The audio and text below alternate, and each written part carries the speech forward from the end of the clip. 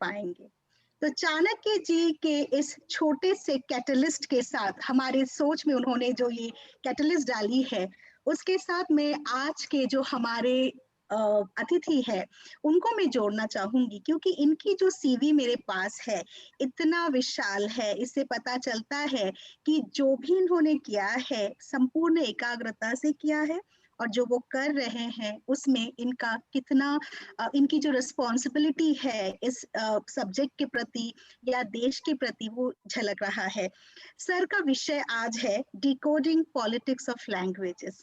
तो अगर मैं बिल्कुल संक्षेप में इनका परिचय दूं, राजनीति विज्ञान से सर ने बीए, एमए, एमफिल और पीएचडी किया है।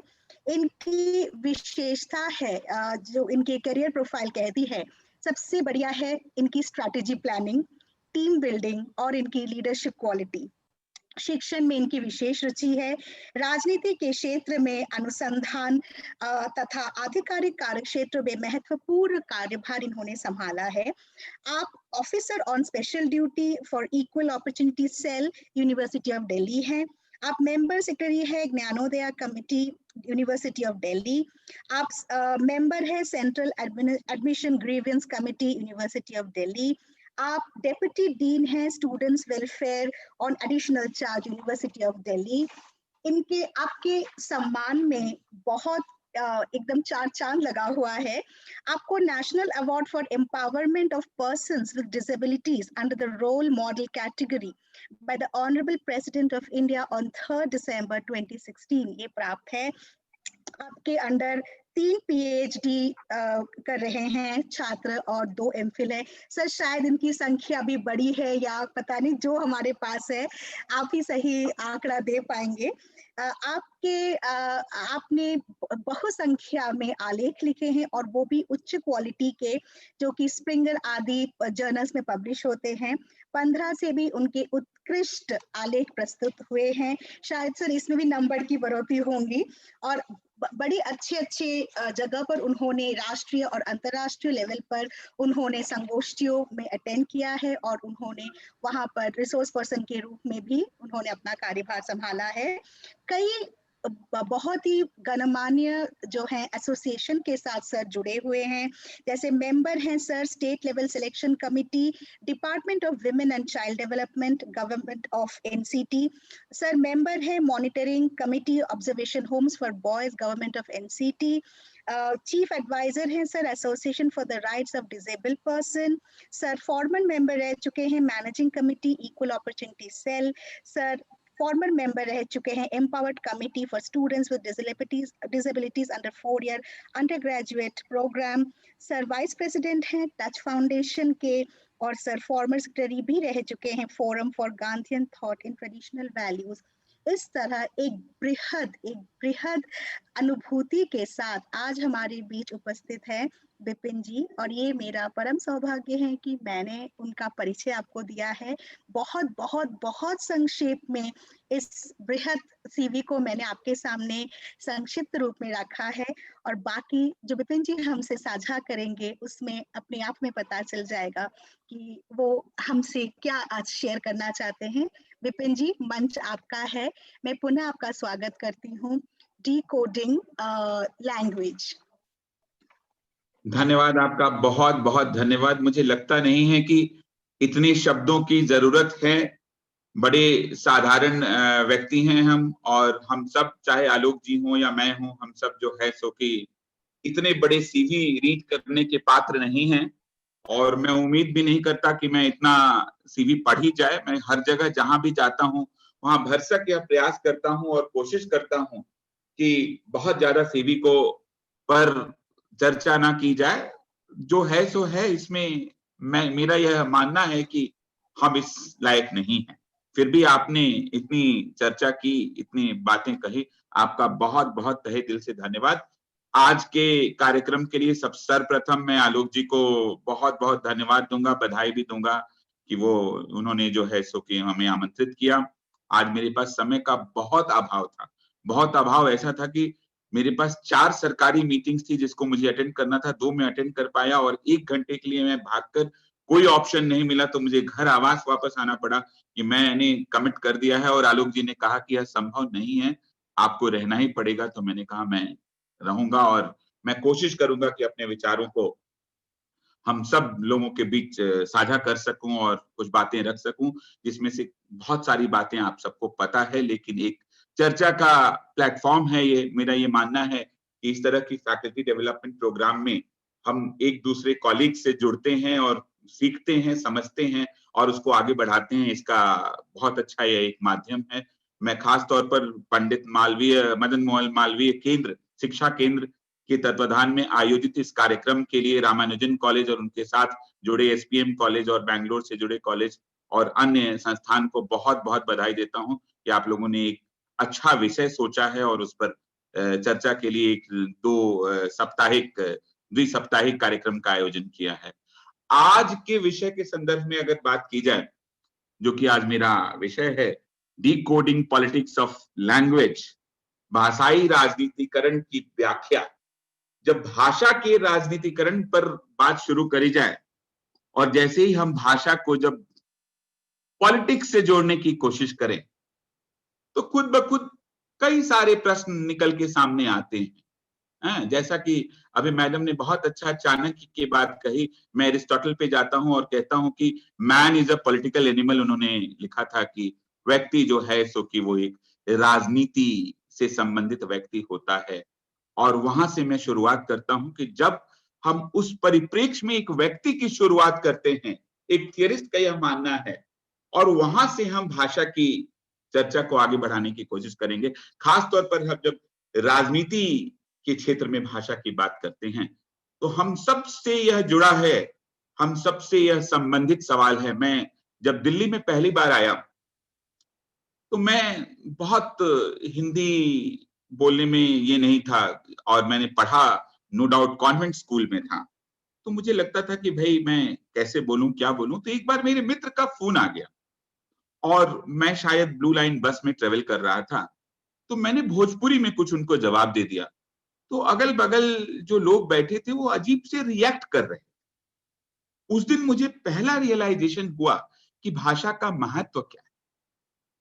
हम तो राजनीति विज्ञान में खास तौर पर एक थियरी पढ़ाते हैं अंतरराष्ट्रीय राजनीति में, जहां हम कंस्ट्रक्टिविज्म उसको कहते हैं।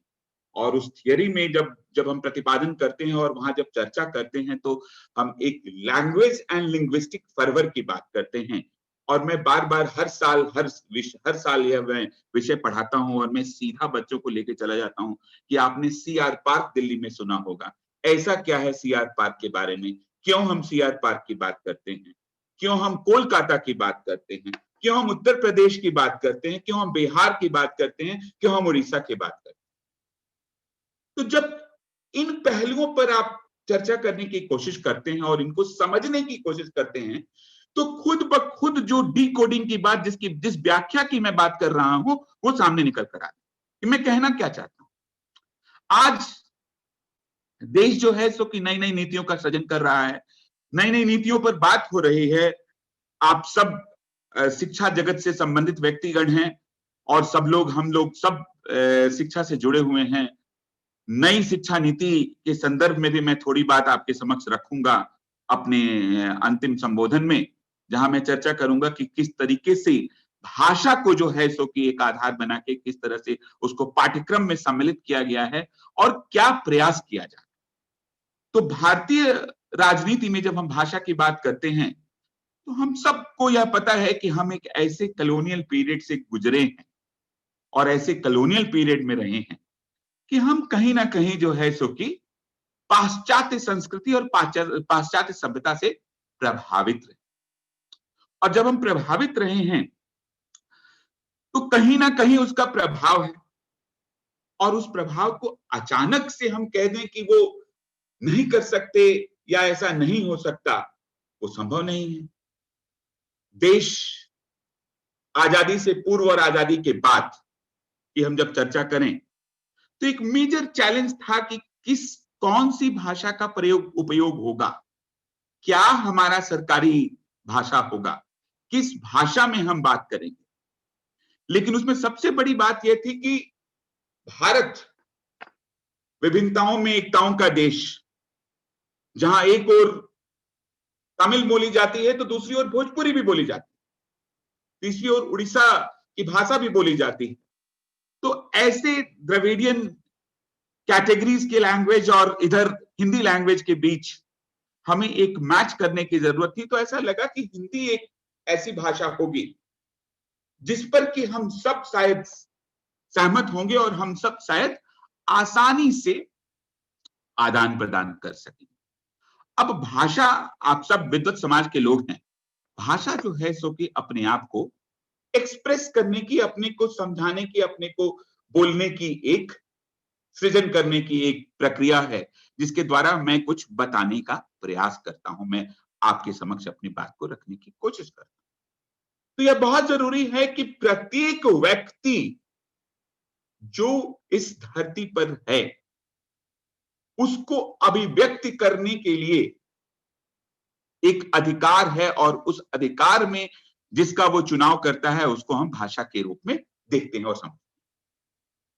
और इस भाषा को जब हम धीरे धीरे धीरे धीरे धीरे समाज के तौर पर लेके जाते हैं और समाज के परिदृश्य में जब बात करते हैं तो कहीं ना कहीं उसका राजनीतिकरण शुरू हो जाता है और वह राजनीति से जुड़ता है। जब वह राजनीति से जुड़ता है और जब राजनीति के संदर्भ में उसकी बात करने की बात आती है तो हम याद करते हैं कि जब यह देश आजाद हुआ और आजादी के पश्चात हमने सन 1950 में यह निर्णय किया कि हिंदी जो है सो कि ऑफिशियल लैंग्वेज होगा और लागू कर दिया गया। लेकिन समस्या ये थी कि चूंकि हम कॉलोनियल स्टेज से गुजरे थे तो कई ऐसी व्यवस्थाएं थी, कई ऐसी चीजें थी जो अंग्रेजी में चल रही। तो देश की उस समय सरकार ने यह निर्णय लिया कि हम जो है सो कि अंग्रेजी भाषा को भी यूज में रखेंगे और अंग्रेजी भाषा का भी हम उपयोग करेंगे। और सन 1963-67 संशोधन के अंतर्गत जो है सो कि ये दोनों भाषाओं को चलाने का प्रयास किया।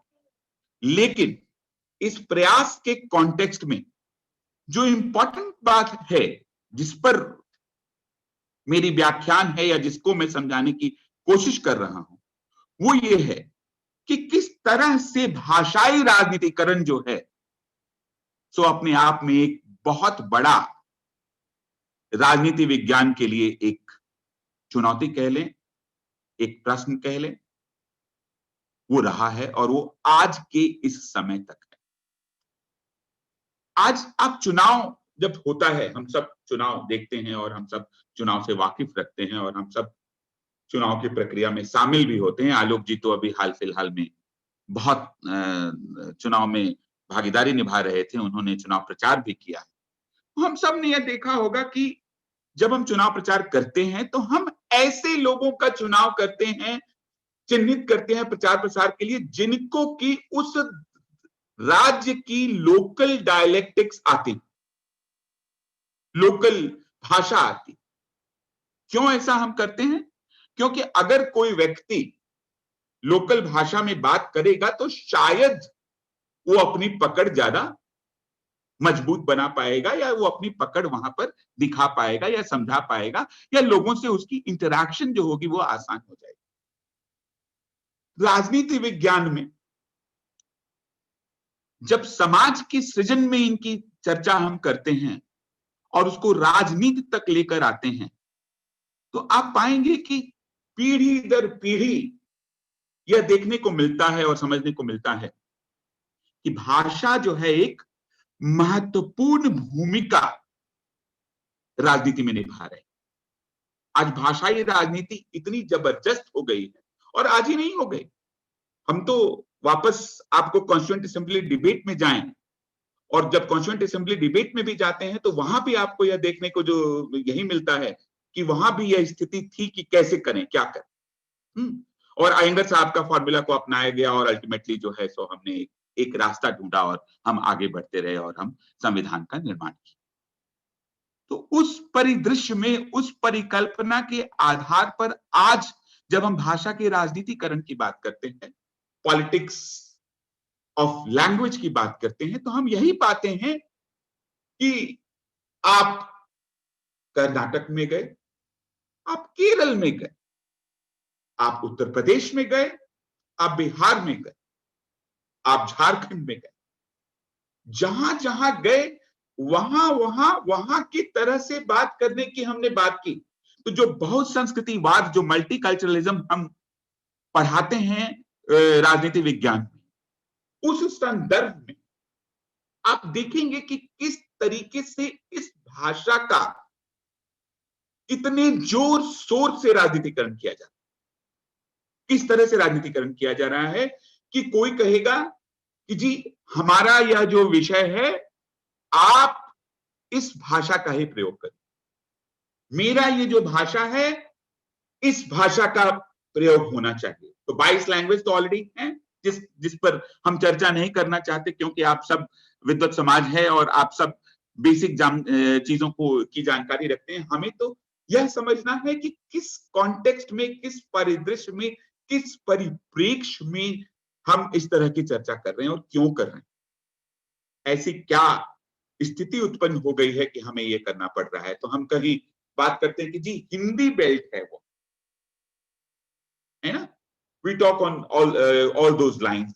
मैं खुद जब एक हिंदी में संगोष्ठी करने जाता हूं और जब अंग्रेजी विषय का उपयोग करता हूं, तो अपने आप में वह बड़ा दो तरह की बातों को लेकर आता है कि क्यों, ऐसा क्यों।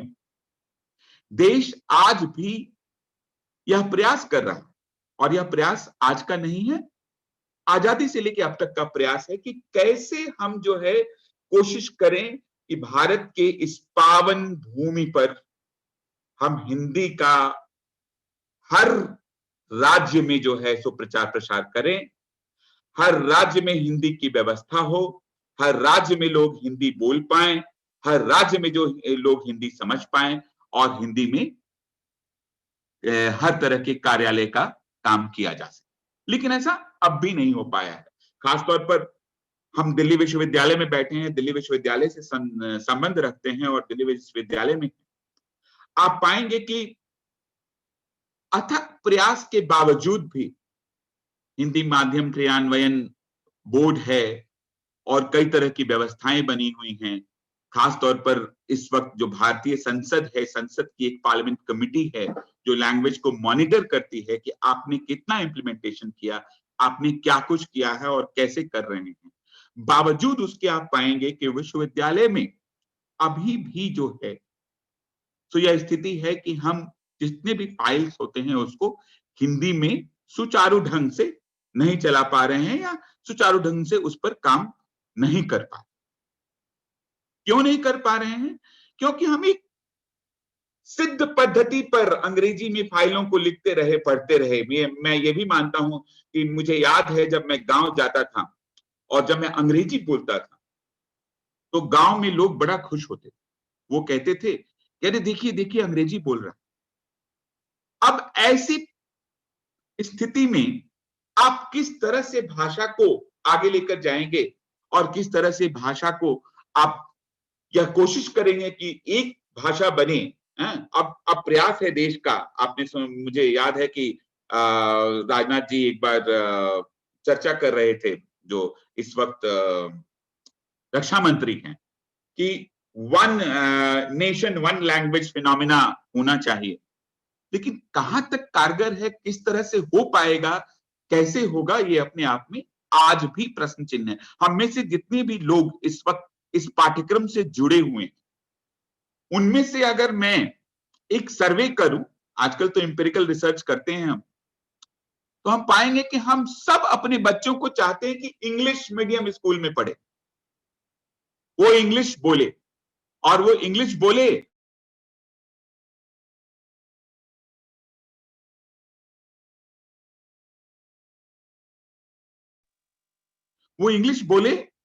और उससे हम अपने समाज में अपनी अस्तित्व को दिखाने की, पहचान को बताने की कोशिश करते।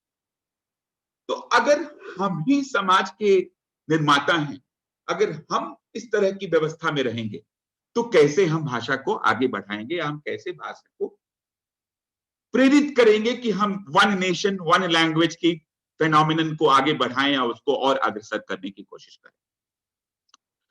अब इसी दौरान राजनीति एक ऐसी सिद्ध परंपरा है जिसमें कि हर विषय पर राजनीति होती है। भाषा तो भाषा है, हम कोई भी एक चीज नहीं छोड़ते जिस पर हम राजनीति करने का प्रयास नहीं करते।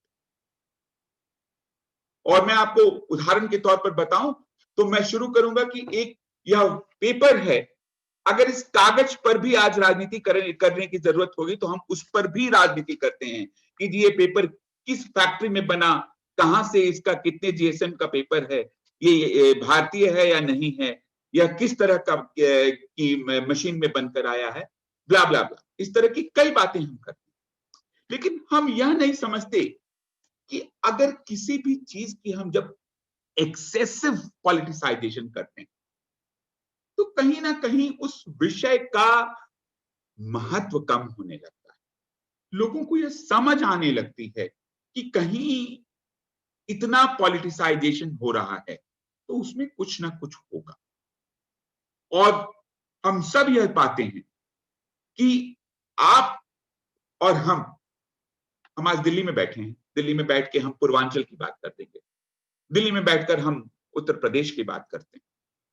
हाँ, मुझे ऐसा लगता है जब हम भाषा की राजनीतिकरण के संदर्भ में बात करते हैं तो मुझे ऐसा लगता है कि यह बिल्कुल नहीं होना चाहिए, यह बिल्कुल गलत है। क्यों गलत है, क्यों नहीं होना चाहिए? इसलिए नहीं होना चाहिए कि जो आपकी अभिव्यक्ति के लिए है और जिससे मेरी अभिव्यक्ति होती उस पर बहुत ज्यादा राजनीतिकरण होनी नहीं चाहिए। लेकिन फिर भी जब भी चुनाव आएगा, अगर केरल का चुनाव होगा तो हम यह कोशिश करते हैं कि जो केरलाइट्स होंगे, जो केरल भाषा में बोल पाएंगे, जो भी केरलाइट्स होंगे और जो अच्छे राजनीतिज्ञ होंगे, हम उनको वहां पर ले जाएंगे। हम में से यह कोई प्रयास नहीं करेगा कि हम एक बिहार के व्यक्ति को ले जाकर वहां हिंदी में बुलवाएं। नो, हम वो नहीं चाहते। हम ऐसा प्रयास नहीं करते। रिजल्ट में क्या होता है, रिजल्टेंट क्या होता है कि आप और हम जब भारत के किसी ऐसे राज्य में जाते हैं जहां डायलेक्टिक कम्युनिकेशन प्रॉब्लम हो जाता है तो वहां हमें जो है सो कि मजबूर होकर एक ऐसे लैंग्वेज का चुनाव करना पड़ता है, ऐसे लैंग्वेज को समझना पड़ता है कि हम उस शैली में जो है सो कि बात कर पाए। हम सब ये जानते हैं। आप नॉर्थ ईस्टर्न स्टेट्स में जाएंगे जब, जहां इस वक्त बहुत ज्यादा हम जोर देने की कोशिश कर रहे हैं कि किस तरह से हम हिंदी को जो है सो कि ज्यादा से ज्यादा लोगों तक पहुंचाएं, हिंदी समझाएं, जो बहुत जरूरी है, जो देश की जरूरत है इस वक्त। क्योंकि अगर एक भाषा नहीं होगा तो हम में से कोई भी कहीं जाएगा तो वो कैसे कम्युनिकेट करेगा, कैसे अपनी बात को रखेगा, कैसे अपनी बात को समझाएगा। तो हम कहीं पहुंचे और मुझे पूछना कुछ है, भाषा वहां की समझ नहीं आ रही है और हम परेशान होते रहे। लेकिन अगेन मैं इस बात पर पुनः आऊंगा कि जो हमारा कॉलोनियल माइंडसेट, जिस कॉलोनियलिज्म के हम शिकार रहे, उससे बाहर निकलने में आज भी अभी देश को समय लग रहा है और थोड़ा और समय लगेगा ऐसा लगता है, क्योंकि जो आप और हम जो इस वक्त विद्वत समाज के लोग हैं और जो प्रयास कर रहे हैं वो बहुत अच्छा प्रयास कर रहे हैं कि किस तरीके से यह कोशिश की जाए कि एक ऐसी भाषा हो जिसमें सब लोग अपनी बात को रख पाए। और वह तभी संभव है जब हम ज्यादा से ज्यादा इंटरेक्शन करेंगे। हम आज जब वैश्वीकरण की बात करते हैं और ध्रुवीय सारे इस कॉन्टेक्स्ट में आपने देखा होगा कि मैं बार बार हर परिचर्चा में कोविड-19 को ले आता हूं, और कोविड-19 जो कि कोविड-20 है और कोविड-21 भी जा रहा है, उसमें भी आप ये देखेंगे कि कहीं ना कहीं जो कनेक्ट है, जो एक दूसरे से मिलने की प्रक्रिया है समाज की, वो लैंग्वेज होती। मुझे याद है मैं 2-3 साल पहले मेक्सिको की यात्रा पर था और जब मैं मेक्सिको पहुंचा तो मैंने सोचा कि अब तो ये बहुत मुश्किल है, मैं इंग्लिश बोलूं वो पर स्पेनिश बोले, बहुत दिक्कत होती थी। तो मुझे लगा कि वैसे तो यह बहुत जरूरी है कि आप जिस जिस जिस प्रांत में जाएं वहां की भाषा आनी चाहिए, लेकिन यह बहुत आवश्यक है कि शायद अगर एक लैंग्वेज होता, एक भाषा होती, तो हमारे लिए यह बेहतर होता और हम उसको बेहतर तरीके से इस्तेमाल कर पाते। आप अक्सर मानेंगे कि भाषा को जो है सो शक्ति का सिंबल भी माना जाता है political science. Language is a symbol of power. कैसे माना जाता है? मैं अंग्रेजी बोलता हूं, मैं हिंदी बोलता हूं, मैं अगर जर्मन भी बोलता होऊंगा, मैं फ्रेंच भी बोलता होऊंगा, मैं स्पेनिश भी बोलता होऊंगा, तो मैं ज्यादा कमांड कर, मेरी जो रीच होगी वो ज्यादा बेहतर, और अगर ज्यादा बेहतर होगी और ज्यादा चीजों पर हम कमांड कर पाएंगे तो ऑब्वियसली वो पावर को सिंबलाइज करने की एक कोशिश रहती है। हा? और उस कॉन्टेक्स्ट में आप पाएंगे कि जो हमारे देश की पॉपुलेशन का डिस्ट्रीब्यूशन है, वो आप हम सबको याद है कि जब हम स्टेट्स के रीऑर्गेनाइजेशन की बात करते हैं बेस्ड ऑन द लिंगुआ फ्रैंका, तो वहां से उसकी शुरुआत करते हैं। और उस शुरुआत को आज तक जो है सो कि हम उससे निकल नहीं सकते। और यह बात भी सही है कि अगर मुझे भोजपुरी बोलना किसी के साथ अच्छा लगता है तो मैं भोजपुरी क्यों ना बोलूं, जरूर बोलना। लेकिन लिखने पढ़ने की जब बात आए तो ऐसी व्यवस्था होनी चाहिए कि एक भोजपुरी बोलने वाले को, एक तमिल बोलने वाले को, एक उड़िया बोलने वाले को, एक पंजाबी बोलने वाले को एक विषय तो आनी चाहिए जिसमें कि वह अपनी सारी अभिव्यक्ति को सामने रख पाए और उस पर चर्चा करे। लेकिन वो कैसे हो जब हम ही चुनाव की प्रक्रिया में कहीं कह देंगे कि हाँ ठीक है, आप इस भाषा का उपयोग कर रहे हैं, ये आपके लिए ठीक है, इसको मैं मान लेता हूं। आप इस भाषा का उपयोग कर रहे थे, मैं इसको मान लेता हूं। इससे भी ऊपर उठते हैं, मैं तो आप ही के भाषा में जाके आपसे बात करूंगा तो उससे मुझे शायद ज्यादा वोट मिल जाएगा, उससे आप खुश होंगे कि आप इस व्यक्ति को देखिए, ये तो हर एक भाषा में ये करते हैं, ये हमारी बात को समझाएंगे, ये हमारी बात को रखेंगे। लेकिन इस कारण से, इस तरह की राजनीतिकरण से कहीं ना कहीं आज भी सरकार जूझ रही है कि किस तरीके से हम ऐसे पाठ्यक्रम का चयन करें, निर्माण करें, सृजन करें कि वह सबके लिए ठीक हो। अब आपने नई शिक्षा नीति में देखा होगा शायद, 5वीं क्लास तक हमने कहा है कि कोई भी छात्र जो हो, छोटे बच्चे 5th क्लास तक तो होंगे, वो जो है सो कि किसी लैंग्वेज में अपनी पढ़ाई कर सकते हैं। अगर वो चाहें तो उनकी लोकल लैंग्वेज जो है उसमें भी पढ़ सकते हैं, वो चाहें तो एक नॉर्मल लैंग्वेज में भी पढ़ सकते हैं। लेकिन जैसे ही वो 6वीं और 7वीं में आएंगे तो उन पर 3 लैंग्वेज फॉर्मूला अप्लाई होगा और वो 3 लैंग्वेज का चुनाव। अच्छी पहल है, प्रयास अच्छा है कि हम ये कोशिश कर रहे हैं कि हाँ, अगर शायद हम ऐसा करते हैं तो उससे फायदा ये होगा कि आने वाले समय की जो पीढ़ी होगी उसको एटलीस्ट 2 भाषाओं का कमांड होगा जिसके आधार पर कि वो चर्चा कर सकेंगे या कोई भी क्रियाकलापों को कर पाए, तो बहुत जरूरी है। लेकिन दूसरी ओर एक बड़ी विडंबना, हम और आप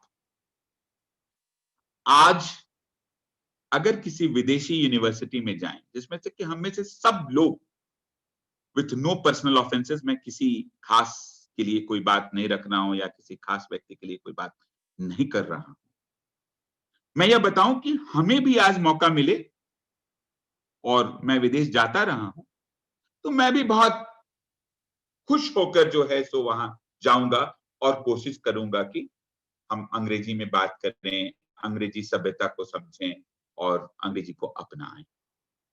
हम एक ओर तो अपने यहाँ हिंदी भाषा को प्रमोट करने की कोशिश कर रहे हैं, लेकिन दूसरी ओर एट द सेम टाइम हम कह रहे हैं कि हम एक ऐसे पाठ्यक्रम का निर्माण कर रहे हैं जिस पर कि आप क्रेडिट ट्रांसफर लेके विदेश जाएंगे। There is a duality. आप दे पाएंगे कि यहां एक कॉन्फ्लिक्ट,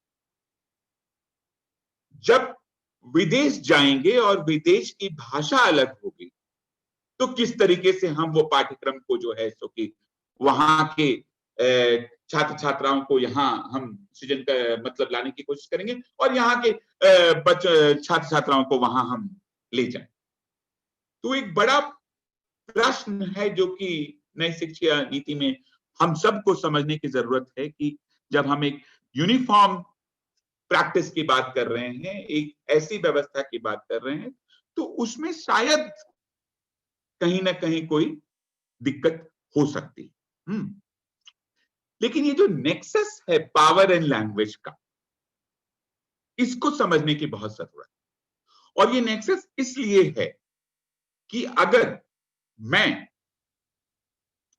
भोजपुरी बेल्ट से हूं और मैं दिल्ली में एक भोजपुरी सभा की भोजपुरी समाज का गठन करूं और हम सारे भोजपुरी के जितने लोग होंगे वो एक सेक्टर बना लेंगे, तो उसी से हम कंस्ट्रक्ट शुरू करते हैं। जिस कंस्ट्रक्टिविज्म की मैं संरचना की मैं बात कर रहा था कि वहां से हम एक कंस्ट्रक्ट शुरू करते हैं, हम एक निर्माण की प्रक्रिया को बताने की कोशिश करते हैं कि किस तरह से वह एक पहचान बन जाती है, और जब वह पहचान बन जाती है तो वही पहचान आगे चलकर एक राजनीति का एक प्रेशर ग्रुप का रोल अदा करती है। आप देखें, आप मैं जो भी बात आपके समक्ष रख रहा हूं इसमें से कुछ भी ऐसा नहीं रख रहा हूं जिसकी की जानकारी आपको नहीं है। हम सब इन पहलुओं को बहुत अच्छे से समझते हैं, लेकिन समस्या यह है कि समझने के क्रम में हमें जब जैसा लगता है वैसा करने का प्रयास करते रहे। 1947 से 2020 में आप लगातार ऐसा पाएंगे, समय समय पर भाषा के साथ राजनीति, भाषा की राजनीतिकरण की गई, और ऐसे राजनीतिकरण की गई है कि आपने उसमें जो है सो की यह कोशिश की है कि जहां जिस राज्य में जो सूट करता है उसको आगे बढ़ाया जाए ताकि हम पावर गेम में बने रहें, हम पावर पॉलिटिक्स में कायम रहें। तो अगर हम ये करते रहेंगे तो हम शायद उससे बाहर नहीं निकल पाएंगे, हम कभी भी आगे नहीं निकल पाएंगे। और भाषा तो हमारी और आपकी पहचान है, और जो लोकल पहचान होती है बाद में वही राष्ट्रीय पहचान करता है। तो अगर मैं घर में भोजपुरी और हिंदी बोलता हूं तो मेरी लोकल है कि जी विपिन तिवारी हिंदी बेल्ट के हों, और धीरे धीरे मेरा वो राष्ट्रीय पहचान।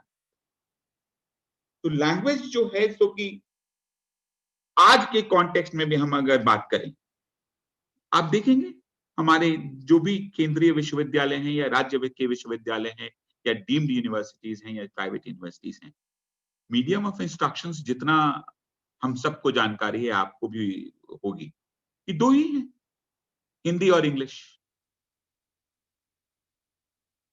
लेकिन एकीकृत पाठ्यक्रम के अंतर्गत भाषा पर बल देना अत्यंत आवश्यक, और यह जरूरी है। जो हमने 3 लैंग्वेज फॉर्मूला लाया है, हम सब उससे शायद सहमत होंगे। कैसे उसका इम्प्लीमेंटेशन होगा, क्या होगा, वो आने वाले समय में हम सबको शायद पता लग जाएगा, और हम सब उस पर चर्चा जारी रखेंगे कि किस तरह से नई शिक्षा नीति जो है सो जैसे जैसे अनफोल्ड होगी।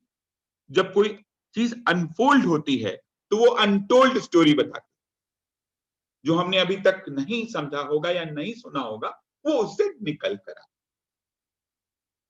जैसे जैसे ज्यों ही अनफोल्ड होगी वहीं वो अनटोल्ड स्टोरी हमारे समझ आनी शुरू होगी। और जब वो आनी शुरू होगी तो हम कई पहलुओं को समझ पाएंगे कि क्या दिक्कतें हैं, क्या बेहतर हो सकता है, क्या बेहतर करने की जरूरत है, और कैसे इसको आगे बढ़ाने की जरूरत। आप ये मानेंगे कि जो संयुक्त राष्ट्र महासभा है, इस बार का संबोधन अगर आपने प्रधानमंत्री का सुना होगा, तो मुझे हमें बहुत ये लगा कि प्रधानमंत्री जी ने संबोधन किया, और संबोधन जो है सो कि हिंदी में संबोधन था और बहुत अच्छा। तो हम जब उस तरह का संदेश पूरे विश्व को दे पाएंगे, तभी जो है सो हम की भाषा पर एक अमिट छाप जिसको कहते हैं वो छोड़ पाए। और पीछे जाएं तो मुझे शशि थरूर का और सुषमा स्वराज का एक डिबेट बड़ा पुराना था, वो यूनाइटेड नेशंस में डिबेट था, वो याद आता है। सबकी अपनी अपनी सोच रही है इस भाषाई राजनीति के पीछे कि किस तरीके से हम उसको आगे लेकर जाएं और किस तरह से उसकी राजनीतिकरण करें अपने हित में। अपने हित से मतलब है मेरा कि पार्टी के हित में, चुनाव के हित में, इत्यादि इत्यादि। उस प्रकार से हम उसका उपयोग जो है सो कि करते रहें। और उस परिदृश्य में आप बार बार यह देखने को मिलता है मुझे, और मैं बार बार इस पर फोकस कर रहा हूं कि हम सब जो है सो कि ना चाहते हुए भी चाहते हैं कि हमें अंग्रेजी आनी चाहिए। मुझे याद है कि जब हम मेरे कुछ रिश्तेदार हिंदी मीडियम स्कूल में पढ़ते थे, कई लोग ऐसा कहते थे कि अरे हिंदी पढ़ के क्या होगा, और मैं एक अकेला व्यक्ति था जो कि कहता था कि नहीं, ऐसा नहीं है। हिंदी पढ़ के क्या होगा ये आप क्यों डिसाइड करेंगे, कैसे हुआ, आप कौन होते हैं डिसाइड करने? जिस व्यक्ति को जो मन है वो उसको करने देना चाहिए। और हिंदुस्तान की धरती पर हिंदी नहीं बोली जाएगी और हिंदी लैंग्वेज नहीं होगी तो कहां होगी? लेकिन इस धरती पर हिंदी की प्रक्रिया को किस तरीके से आगे बढ़ाया जाए, जो प्रयास विभिन्न सरकारों द्वारा किया गया है, अगर उसकी राजनीतिकरण नहीं हुई होती, अगर उस पर बहुत ज्यादा राजनीति ढांचों में नहीं डाला गया होता, तो शायद आज हम एक भाषा देने में सफल हो गए होते। लेकिन वो हो नहीं सकते, क्योंकि स्टेट्स की, राज्यों की अपनी राजनीति। और जब हम सेंटर स्टेट रिलेशंस पढ़ाते हैं तो बड़ा क्लियर है, एक और हम जो है सो कि संघवाद की बात करते हैं, दूसरी ओर हम केंद्रीकृत संघवाद की बात करते हैं। तो उस संदर्भ में जब केंद्रीकृत संघवाद होता था कि दोनों जगह, केंद्र में भी और राज्य में भी एक ही पार्टी की सरकार है, तो वहां आप जिस तरह से जिस चीज का सदुपयोग या दुरुपयोग करना चाहें वो कर सकते हैं। उस समय अगर ऐसी कोई स्थिति उत्पन्न हुई कि मुझे मराठी को प्रमोट करना है तो मैं मराठी को प्रमोट करूंगा। लेकिन अब एक बहुत अच्छी बात है कि आप लोकल रीजनल लैंग्वेज में पढ़ें, अपने रीजनल लैंग्वेज आपको जरूर आनी चाहिए, वो बहुत जरूरी है। आजकल के बच्चे रीजनल लैंग्वेज से भागते हैं। मेरे खुद के बच्चों को आज भोजपुरी बोलना बड़ा कठिन पड़ता। और वहीं दूसरी ओर ऐसी भी स्थिति है जहां हम पाते हैं कि लोग बोलते हैं कि अरे भोजपुरी तो बहुत मीठी भाषा है, मैथिली तो बहुत मीठी भाषा है। लेकिन उसके लिए हमें ही कोशिश करनी पड़ेगी, और उसकी कोशिश ऐसे नहीं होनी चाहिए कि जब चुनाव आए तो हम जाके मैथिल में सभा कर रहे हैं, जब चुनाव आए तो हम भोजपुरी में सभा कर रहे हैं, जब चुनाव आए तो हम जाके जो है सो कि कन्नड़ में सभा कर रहे हैं, जब चुनाव आए तो हम जाके उड़िया में सभा कर रहे हैं। अगर हम ये करेंगे तो हम खुद ही एक्सप्लॉइट कर रहे हैं, और उसी एक्सप्लॉइटेशन की वजह से जो है सो कि आज हम एक सही जो चुनाव होना चाहिए था भाषा के संदर्भ में, जो इम्प्लीमेंटेशन होना चाहिए था, उसमें अब भी समय लग रहा है। हर जगह बोर्ड्स बनाए जा रहे हैं, हर राज्य में इस वक्त बोर्ड है। आप बेंगलोर की बात कर लें, कोलकाता की बात कर लें, तमिलनाडु की बात कर लें, तेलंगाना की बात कर लें, जहां भी आप बात करें, हर जगह यह प्रयास किया जा रहा है कि ऐसी एक स्थापना की जाए और उस स्थापना के आधार पर जो है सो कि हम उसमें यह कोशिश करें कि किस तरीके से जो है सो कि हिंदी का प्रचार प्रसार बढ़ाया जाए। लेकिन हिंदी के प्रचार प्रसार के बढ़ाने के संदर्भ में एक जो मेजर इश्यू अब भी रहता है, वो ये रहता है कि किस तरह से हम जो राष्ट्रीय नेशनल इंटीग्रेशन की बात करते हैं, उसमें कौन सा एक थ्रेड, धागा है जिसको हम सब पकड़कर जो है सो के चल सकते हैं। और उसमें भाषा का एक रोल बड़ा इंपॉर्टेंट है। लेकिन हमारा देश विविधताओं का देश, विविधता में एकता, बहुसंस्कृति, एक और नॉर्थ ईस्ट के लोग, दूसरी ओर साउथ इंडिया के लोग, फिर नॉर्थ। ऐसी स्थिति में किस तरीके से हम एक यूनिफॉर्म डेवलपमेंट की बात करें, वो एक बड़ा प्रश्न है। जिस तरह से कि हमारी सरकार इस वक्त बार बार यह कहने की कोशिश करती है कि सबका साथ सबका विकास, हम सब इससे सहमत हैं, है ना? और इसमें हम ये कोशिश करते हैं कि जितना ज्यादा हम संवाद करेंगे, तो उस संवाद से जो है सो कहीं ना कहीं हम समस्याओं का हल ढूंढेंगे।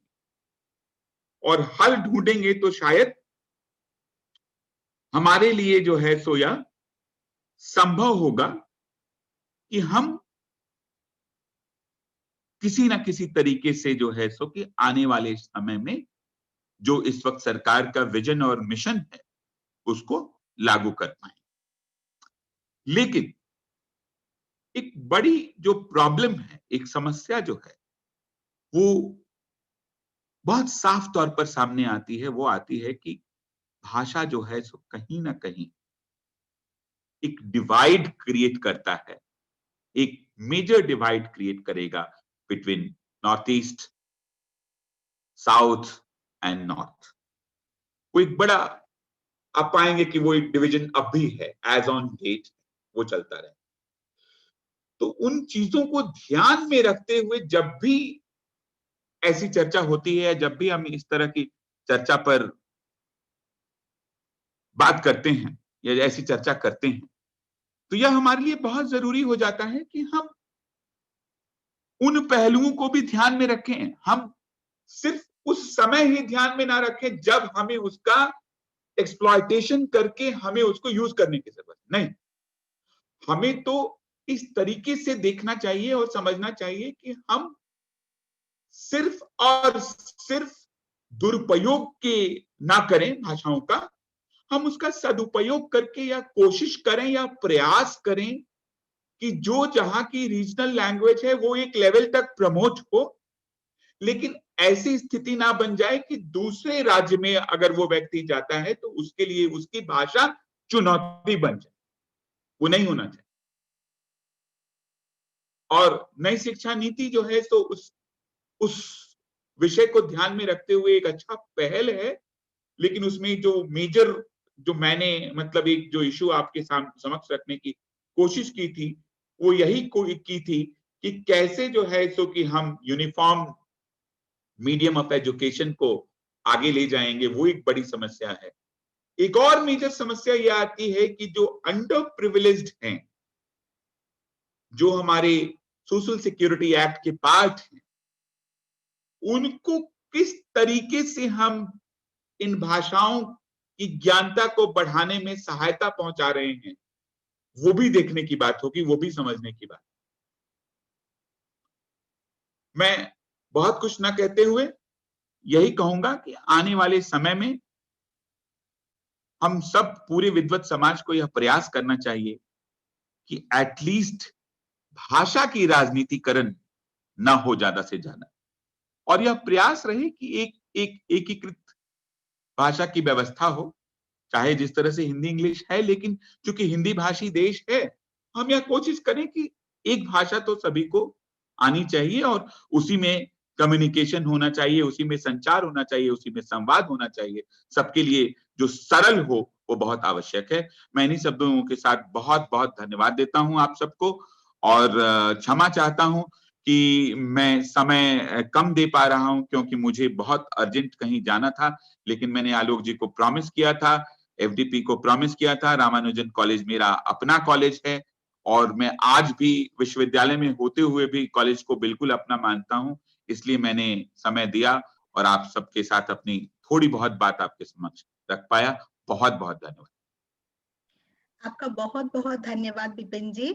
क्या अगर आपकी अनुमति हो तो क्या हम 2-3 प्रश्न ले सकते हैं? क्या आपके पास 5-7 बिल्कुल मिनट? मैम, बिल्कुल बिल्कुल ले सकते। ठीक है, क्योंकि हम जानते हैं आप व्यस्त हैं, मगर हमारे प्रतिभागी हैं जो बहुत अच्छे प्रश्न रखे हैं, तो मैं 2 या 3 ही लूँ। मैं डॉक्टर कुलदीप कुमार सहगल जी का प्रश्न लेती हूँ। क्या मेरी आवाज पहुंच रही है? जी में आ रही है मेरी आवाज? जी बिल्कुल आ रही। जी जी।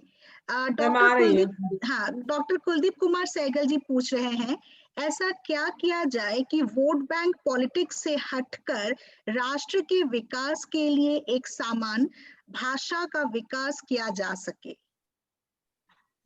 विकास के लिए एक समान, मेरे ख्याल मैम, से आपकी एक आवाज ब्रेक हो रही है मैम। समान भाषा का विकास किया जा सके। मैम आपकी आवाज अब ब्रेक हो सुनाई रही दे थी रही है? क्या? आ रही है आवाज मेरी? जी जी, आ रही है, आ रही हाँ है। सर, मैं कुलदीप, पढ़ दे रही हूँ इसको। डॉक्टर कर रही हूँ कुलदीप कुमार जी सहगल, मैं। हाँ ऐसा क्या हाँ, किया गरिमा जाए पढ़ो पढ़ो। जाएगे क्या क्या किया जाएगा कि वोट बैंक पॉलिटिक्स से हटकर राष्ट्र के विकास के लिए एक समान भाषा का विकास किया जा सके? बिल्कुल कुलदीप जी, मैं आपसे एकदम 100% सहमत हूं कि ऐसा होना चाहिए, और उसी दिशा में हमारी नई शिक्षा नीति एक प्रयास है, मुझे ऐसा लगता है। हालांकि उसमें कमियां तो हैं, उस पर हम अलग से चर्चा करने की जरूरत है। ऐसा करने की सबसे बड़ी जो, हम चूंकि सब लोग शिक्षा जगत से जुड़े लोग हैं, लेकिन इसको हम, हमारी मजबूरी ये है कि हम विश्वविद्यालय स्तर पर हैं। स्कूल के स्तर पर जब तक यह प्रयास नहीं होगा कि हम एक भाषा को जो है सो सब बच्चों तक, जैसा कि मैंने आपसे चर्चे में कहा कि हम सब चाहते हैं कि हमारे परिवार के बच्चे और हमारे परिवार के लोग जो है इंग्लिश मीडियम में पढ़ें, इंग्लिश की पढ़ाई पढ़ें। तो जब तक उस चीज को हम समाज से थोड़ा कम नहीं कर पाएंगे, तब तक हम कुछ भी, चाहे सरकार या हम और आप कोई भी प्रयास करेंगे तो वो कम होगा। लेकिन हमें यह कोशिश करनी पड़ेगी कि जितनी हमारी पहुंच है या जितनी हमारी समझ है या जितना हम लोग कर सकते हैं, उसमें यह कोशिश करना चाहिए कि हम ज्यादा से ज्यादा हिंदी भाषा का प्रचार प्रसार करें, हम लोगों को सिखाने की प्रयास करें। मुझे अब भी याद आता है कि मैं नॉर्थ ईस्ट के 1-2 स्टूडेंट्स को हमेशा कहता था कि आप लोग हमेशा मेरे से हिंदी बोलो, अंग्रेजी मत बोलो। और मैं किसी नॉर्थ ईस्ट स्टेट में एक बार गया था, तो मैंने कहा कि मैं जितने दिन हूं, आप मुझे असमीज सिखाओ, मैं आपको हिंदी सिखाऊंगा। उससे ये होगा कि आप कहीं जाओगे तो आपको आसान पड़े। जी बिल्कुल सही है। जी सर, अब अगला प्रश्न में निशा नाग पुरोहित जी कहती हैं, ऐसा लगता है विदेशों में जैसे फ्रांस आदि देश में स्थानीय भाषाओं को राष्ट्रीयता का विरोधी माना गया, पर भारत में ऐसा नहीं रहा। इसका कारण क्या है, बताएं। देखिए, मैंने आपको एक बात बताई कि भारत जो है सो कि विविधताओं में एकता की देश है। हमने पाश्चात्य सभ्यता और संस्कृति से काफी कुछ सीखा है, और जब आप कुछ सीखते हैं और कुछ समझते हैं तो आप अपने यहां उसको सम्मिलित करते हैं। जब डेवलप्ड वर्ल्ड की बात करते हैं, जो विकसित देश हैं, वो विकसित इसी कारण से हैं कि उन्होंने कहीं ना कहीं जब अपना नियमन सृजन और निर्माण किया तो यह ध्यान रखा कि हम कोई ऐसी विडंबना ना खड़ी कर दें कि हमारे लिए वो समस्या हो जाए। तो हम अगर लोकल डायलेक्टिक्स को बहुत ज्यादा ये करेंगे तो शायद हमारे नेशनल इंटीग्रेशन की दिक्कत आए, right. But at the same time Bharat में ऐसा नहीं है। भारत में हम सबका आज के समय में स्वागत करते हैं, हम सबको साथ लेकर चलते हैं। बड़ा अच्छा नारा है आप सब इन दिनों चलता है कि सबका साथ सबका विकास है। तो वो सबका साथ सबका विकास बहुत पहले से आ रहा है और उसको ध्यान में रखकर आज बातें की जा रही। तो कई चीजों में विदेशी नीति या विदेशी सोच को हम भारत के परिदृश्य में लागू नहीं कर पाते और उसको हम भारत के कॉन्टेक्स्ट में समझने में बहुत दिक्कत है, क्योंकि हमने बाद में डेवलप किया है। मैंने आपको कहा कि हम औपनिवेश थे, हम कॉलोनियल पीरियड के शिकार थे, हम उससे निकल कर आए हैं, तो हमने उनसे काफी कुछ ग्रहण करने की कोशिश की है, जिसके आधार पर हम काम कर रहे हैं। नहीं, बिल्कुल सही सर। वरुण कुमार जी पूछ रहे हैं कि क्या उत्तर दक्षिण के विवाद में हिंदी कभी राष्ट्रभाषा बन पाएगी? बहुत मेजर प्रश्न है। इस उत्तर के लिए एक सेशन लग जाएगा। बिल्कुल एक दक्षिण का सेशन रखना पड़ेगा और एक उत्तर का सेशन रखना पड़ेगा। हाँ, लेकिन हिंदी इन अ वे एक्सेप्टेड लैंग्वेज है, देयर इज नो डिनायल। इसी से मतलब कंबाइन करता हो ये कि एक बहुभाषी देश में वन नेशन वन लैंग्वेज का फॉर्मूला कहाँ तक तर्कसंगत है? अपने आप में ये उत्तर है इस प्रश्न का। दूसरा प्रश्न बिल्कुल, लेकिन वन नेशन वन लैंग्वेज की जरूरत है। हमें वन नेशन वन लैंग्वेज की जरूरत इसलिए है कि हम जब संवाद और संचार करते हैं तो वहां दिक्कतें आती हैं। मैंने आपको एक एग्जांपल दिया कि आप नॉर्थ ईस्ट में गए, हम में से कई लोगों को संवाद करने की दिक्कत आई, तो एटलीस्ट तभी तो ये फॉर्मूला लाया गया कि आप 5वीं क्लास तक अपनी लोकल डायलेक्ट सीखिए, वो बहुत जरूरी है, वो आना चाहिए। लेकिन इसका ये मतलब नहीं कि आप थ्रू एंड थ्रू उससे बाहर मत निकलिए। उससे कहीं ना कहीं विकास में बाधा पहुंचता है। ये ऐसे बाधा पहुंचता है कि फिर आप एक ही क्षेत्र में रह जाते हैं, उससे बाहर जब निकलेंगे तो आपको समस्या आएगी। इसलिए बहुत आवश्यक है कि एक भाषा ऐसी हो, सरल भाषा, जिसमें सब लोग एक दूसरे से संवाद करें, वो बहुत जरूरी। वैसे डॉक्टर चंदन कुमार, हाँ कोयल मैम पढ़ रहे हैं ये चंदन कुमार जी का जो ये वक्तव्य है, चंदन कुमार जी बहुत लिखा। हाँ, उन्होंने बहुत ही सुंदर। एक सेकेंड देखती हूँ, मैं पढ़ूं? अब अगर आवाज आ रही तो मैं ही पढ़ती हूँ। इतना सुंदर लिखा है, मैं पढ़ना चाह रही थी। चंदन कुमार जी, आपका बहुत बहुत धन्यवाद सर। ये सर लिखते हैं, वास्तव में आपने यथार्थ को धरातल दिया, ये कहना अतिशयोक्ति नहीं होगी। आपने बौद्धिक दरिद्रता को दूर करने का एक भागीरथ प्रयास आज के सत्र में किया। हम सब आपके ऋणी हैं, उत्कृष्टता के पैमाने पर 100%। डॉक्टर चंदन कुमार। नहीं, मैं चंदन जी को अभी सामने लाता हूँ, उनकी आवाज। जी सर, बहुत सुंदर इनकी।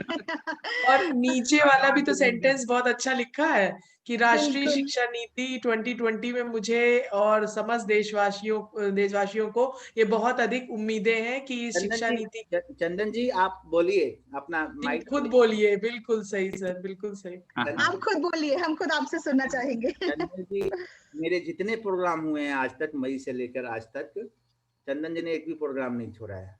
ओह, वेरी गुड। बहुत बढ़िया। चंदन जी माइक ऑन कीजिए।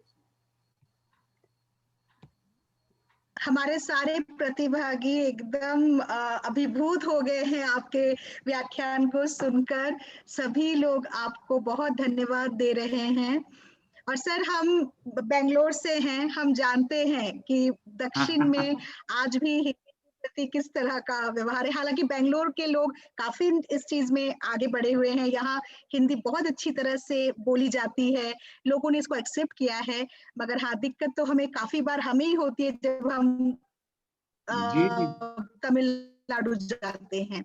बिल्कुल बिल्कुल बिल्कुल। मुझे अभी भी याद है अपने एमफिल के वाइवा की, क्योंकि वहां पे एक्सेप्टेंस नहीं के बराबर है। चंदन जी आप कहे। चंदन जी शायद कनेक्ट नहीं हो पा रहे होंगे, वो कमांड देना पड़ेगा शायद उनको। कोई बात नहीं, चंदन जी नहीं है तो सुशील कुमारी जी हैं हमारे साथ, और विलास राठौर जी हैं। विलास जी, आपने हैंड रेज किया हुआ है, आपके मन में कोई जिज्ञासा है तो आप बिल्कुल पूछ सकते हैं सर से। क्योंकि सर के पास टाइम का अभाव है, इतना समय हम नहीं उनको रोक पाएंगे। आप जल्दी से अपना माइक ऑन करें, और या सुशील कुमारी जी आप अपना माइक ऑन करें और अपनी बात रखें, क्योंकि फिर सर के पास क्योंकि हेलो। हाँ हेलो। हेलो। हाँ बोलिए सर, बोलिए। हाँ सर, आ रही है आवाज? बिल्कुल विलास। हाँ जी सर, सर से मुझे एक प्रश्न करना है। हाँ जी, मैं विलास ही बोल रहा हूँ सर। बोलिए विलास जी। हाँ सर, अभी हाँ जी सर, इस अवस्था में जो कॉन्वेंट संस्कृति इस देश में फल रही है सर। हाँ, कौन सी? तो जी जी बताएं। उससे हमारे कॉन्वेंट इंग्लिश की जो संस्कृति फूल रही है जी जी। इस अवस्था में, देखिए स्वातंत्र उपरांत हमारे देश में जिस भाषा का जिस गतिशीलता से उसका प्रचार प्रसार होना चाहिए था हिंदी का, वो हो नहीं पाया। और आज एक छोटे से जहां पर ना क्या 200 300 400 घर की जो बस्ती है वहां पर भी कॉन्वेंट खुल चुके हैं। तो हमारी जो ये मूल भाषा है यह उसके सामने कहाँ तक टिक पाएगी सर? बिल्कुल टिकेगी, टिकाने वाले हम आप हैं ना। हेलो। मैं ये कह रहा हूं कि टिकाने ऐसा वाले। तो हाँ सर। हाँ जी जी। जी, आपको हाँ आवाज हाँ जा रही जी है? जी। मेरी आवाज मिल रही है आपको? मैं हाँ ये हाँ कह बिल्कुल। रहा हूं कि मैं ये कह हाँ रहा जी हूं जी कि सर। टिकाने वाले हम और आप हैं। हमें प्रयास करना पड़ेगा। जब तक हाँ सर। हम लोग प्रयास नहीं करेंगे, नहीं, गांधी जी ने बहुत अच्छी एक बात कही थी, ईच वन टीच वन। एक व्यक्ति दूसरे व्यक्ति को, एक को पढ़ाएगा तो वो आगे उसको पढ़ाएगा और वो एक चेन बनेगा। तो यह प्रयास तो, अगर कोई भी संस्कृति आज के समय में ऐसी फैल रही हो जो कि देश को नुकसान पहुंचाती हो, तो उसको रोकने का धर्म किसका है? मैं यही तो समझाने की कोशिश कर रहा था कि हम हर चीज पर राजनीति करते हैं। मैंने आपको पेपर का एग्जाम्पल उठा के दिया, तो हमें उस चीज को रोकने की जरूरत। तो अगर जब हम आप तैयार होंगे तो हम बिल्कुल सक्सेसफुल हो जाएंगे और हम रोक पाएंगे और हम एक भाषा को आगे बढ़ाने में कारगर साबित होंगे। सर विपिन सर, एक सवाल है डॉक्टर अनुशब्द जी का, जो जी नॉर्थ ईस्ट से हैं। ये लिख रहे हैं कि एक बहुभाषी देश में वन नेशन वन लैंग्वेज का फॉर्मूला कहाँ था? शायद सवाल ले लिया था क्या आपने? जी जी लिया था, लिया था। जी सर। मुझे भी लग रहा है कि सवाल ले लिया था। जी जी जी जी। साधना कुशवाहा जी लिख रही हैं, बहुत सुंदर प्रस्तुति सर। सुशीला जी, आपने अपना हैंड रेज किया था, आपके मन में कोई जिज्ञासा था इसलिए हैंड रेज किया था, या ऐसे ही हो गया था? सुशीला जी, आप अपना माइक ऑन करें। सुशीला जी, आवाज आ रही है आप तक? चलिए। सुशील कुमारी जी। सुशील कुमारी जी, चलिए सर, एक सवाल है सुनीता सक्सेना जी का, श्यामलाल कॉलेज इवनिंग से। और सुनीता जी को मैंने पैनलिस्ट बना दिया है। सुनीता जी बोले, आप अपनी बात रखें। मुझे पता है आप दोनों एक दूसरे दुख के साथी हैं, तो आप अपनी बात रख सकते हैं। सुनीता जी। नमस्कार आलोक जी। हेलो विपिन। आए। रामानुजन कॉलेज में आलोक भी चले गए और विपिन भी चले गए और हम सुनीता यहाँ जी है। को छोड़ गए। हाँ और क्या, हमें छोड़ गए आप तो विपिन, बहुत ही अच्छा आपने व्याख्यान दिया और मैं बहुत प्रभावित हूँ। मैं व्यक्तिगत तौर पे भी तुम्हें जानती हूँ, एक मित्र के तौर पर, एक सहयोगी के तौर पर हमने काम किया है। तो बहुत ही अच्छा व्याख्यान था। और तुम्हारी अंग्रेजी पर जितना अधिकार है मैं जानती हूँ, उतना ही तुम्हारा हिंदी पर भी अधिकार है। तो सैल्यूट है ऐसे लोगों को जो दोनों भाषाओं पर अधिकार रखते हुए भी हिंदी को आगे बढ़ावा देते हैं। बिल्कुल। तो थैंक यू सो मच। बस मैंने धन्यवाद के लिए कॉल किया था। Thank you so much Sunita, thank you. एक मंच पर से बता दूं कि सुनीता मेरी बहुत अच्छी दोस्त हैं और हम मतलब बहुत एक दूसरे का ध्यान रखने की कोशिश करते हैं। हाँ, तो अब एक ऐसा ये है जो कि मैं शेयर नहीं करना चाहता हूं क्योंकि मंच पे काफी लोग कहीं कहीं से जुड़े हैं। तो वो सुनीता मेरी एक बार शिकायत मेरी कर रही थी, उसमें इन्होंने कहा था कि ये तो हिंदी वालों को कुछ समझते ही नहीं है।